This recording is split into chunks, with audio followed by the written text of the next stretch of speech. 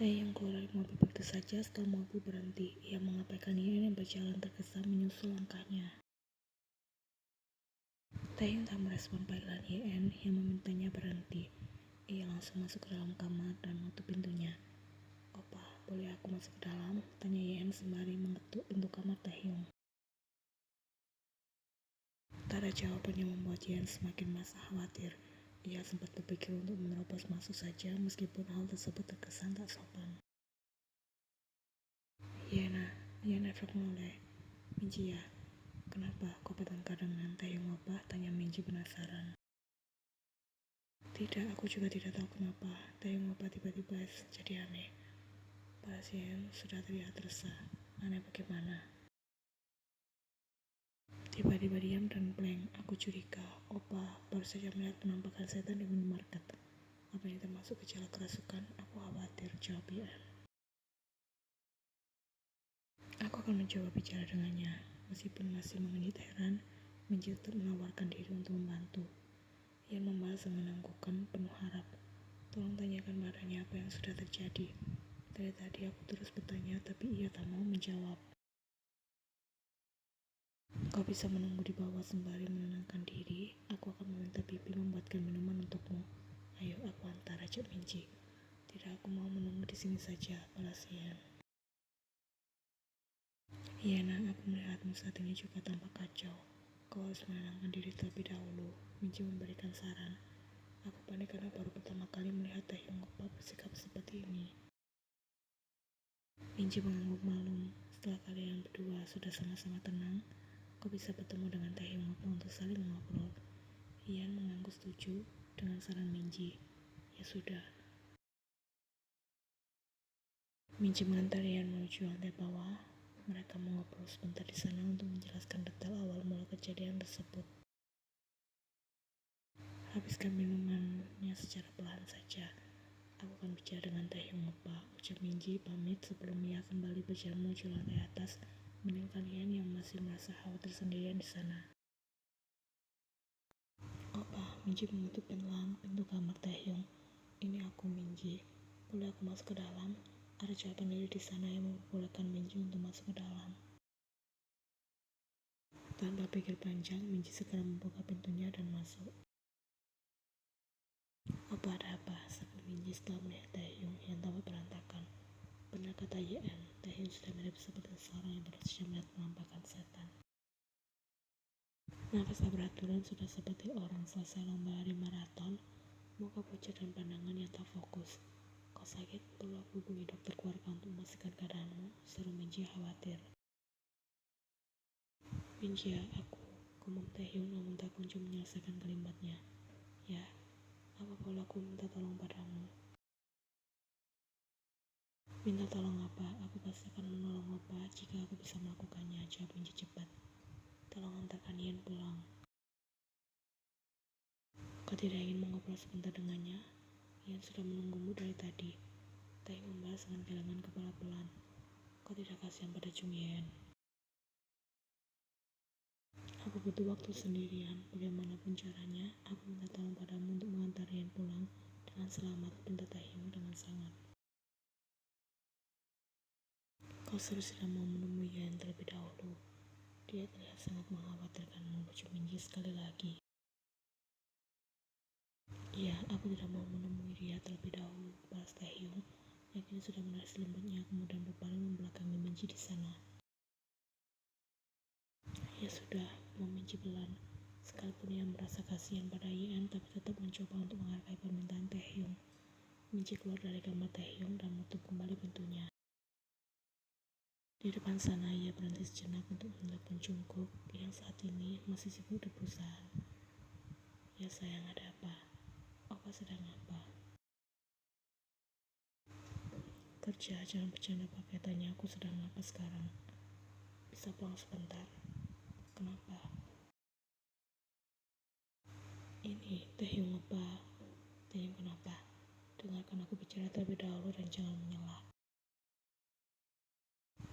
"Iya maaf, sebenarnya ada yang salah dengan Taeyong opa. Aku rasa ia baru saja ketempelan barang tidak benar." "Barang tidak benar bagaimana?" Tamparan setan. Kau ini ada saja, aku tidak percaya hal seperti itu. Intinya sikap Taehyung Opa sangat aneh hari ini. Ia bahkan secara tak langsung mengusir Junhyeon dari sini. Ia juga mengabaikan Yeon begitu saja. Aku khawatir pada Taehyung Opa. Mungkin kalau kau yang mengajaknya bicara, dia baru mau bercerita. Ya sudah, aku akan pulang sekarang. Aku tunggu kedatangan Opa dengan segera. Sambungan telepon berakhir di sana. Minji turun ke bawah untuk menghampiri Yeon lagi. Ia menyampaikan pesan dari Taehyung yang tentu saja ditolak olehnya. Gadis itu tetap memilih untuk bertahan di sana hingga Jungkook datang. Kim Taehyung, Jungkook main dobrak pintu kamar Taehyung itu saja. Taehyung memberikan reaksi dengan tatapan singkat kemudian berpaling muka. Baiklah, Jungkook paham sekarang. Benar kata Yeon dan Minji kalau keadaan Taehyung sedang tak baik-baik saja. Buktinya dia diam saja saat Jungkook dobrak kamarnya karena wajahnya Taehyung akan mengamuk dan melempar kepala Jungkook dengan sandal rumah. Taehyung, ada apa? Tanya Jungkook sembari berjalan mendekat. Kau jangan membuat kita khawatir. Taehyung hanya diam enggan menjawab. Kau demam, flu, penasaran, bisu pecah, atau kesurupan? Sebenarnya benar berkata istriku. Jika kau kesurupan setan, kau mau Jungkook sendirian. Tunggu di sini dan tetap bertahan. Aku akan menemui Bibi Yun sebentar untuk bertanya apa di kampung halamannya ada orang pintar yang bisa mengusir setan. Jangan menyerah dan membiarkan setan itu mengambil alih tubuhmu. Wajahnya. Jungkook, Taehyung buka suara tanpa minat. Apa kau tahu apa yang sudah membuatku menjadi seperti ini? Tanya Taehyung. Tentu saja tidak. Kau saja belum bercerita, jadi bagaimana aku bisa tahu? Balas Jungkook. Apa kau pikir aku ini seorang dukun sakti? Sudahlah Taehyung, jangan seperti ini. Kasihan Junhyeon yang terus mengkhawatirkanmu di bawah. Bukan hanya ini saja, melainkan aku dan Minji juga merasa khawatir, lanjut Jungkook.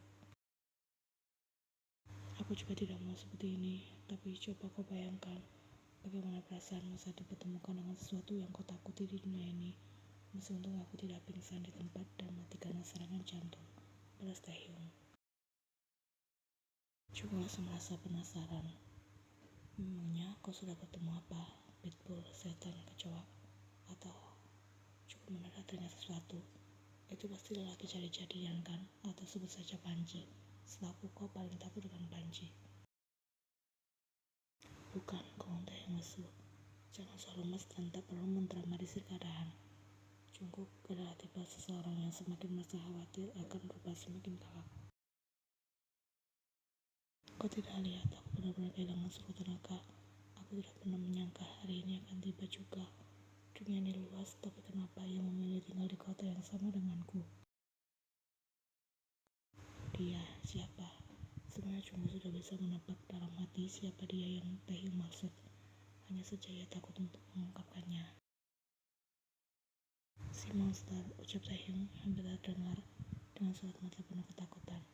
Sudah sekian lama Jungkook tak lagi melihat sorot mata semacam itu. Hanya satu kata, monster, membuat Jungkook bisa membayangkan ketakutan semacam apa yang tengah Taehyung rasakan saat ini.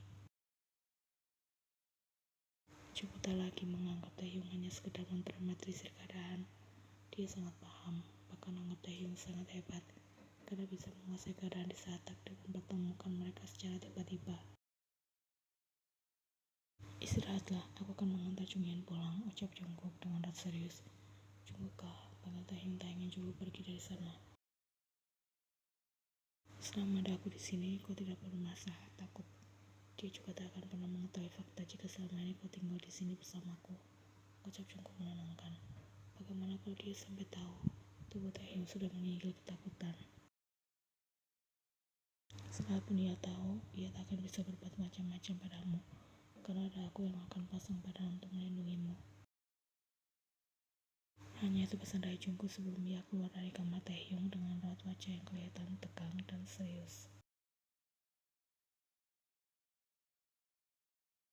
Sejak pulang dari minimarket kala itu, terhitung sudah 3 hari ini, Taehyung dan Yeon tak saling bertemu meskipun kirim pesan teks dan saling melihat masih berjalan seperti biasanya. Dari suara Taehyung terdengar ia sudah membaik. Ia juga meminta maaf mengenai masalah kemarin dan meminta Yan untuk melupakan hal tersebut karena itu bukan masalah serius. Sebenarnya Yan sudah tak bisa menahan rasa rindunya. Hari ini ia memutuskan untuk datang ke V Cafe memberi kejutan pada Taehyung di sana. Tidak ada kejutan spesial, hanya sekedar ingin bertemu dan makan siang bersama. Yan, tumben kau datang kemari. Kau sedang luang atau ingin makan sesuatu di sini? Sambut Seokjin di meja kasir begitu ia melihat Yan masuk ke dalam. Sebenarnya tidak luang, hanya saja ingin bertemu karena sudah rindu, balas Yan. Rindu pada bos Kim, tanya Seokjin. Yan mengaku membenarkan, kalau aku berkata rindu padamu, bisa-bisa si Oppa akan menerorku. Seokjin tertawa mendengar ucapan Yan. Aku justru merasa heran mengapa kau datang kemari untuk mencari bos Kim. Bukankah seharusnya langsung pergi ke kediamannya saja? Apa Taehyung Oppa tidak ada di sini? Tanya Yan tanpa terkejut dan kebingungan. Tidak ada, ia bahkan tak datang kemari selama 3 hari berturut-turut lantaran sakit, jawab Seokjin. Sakit?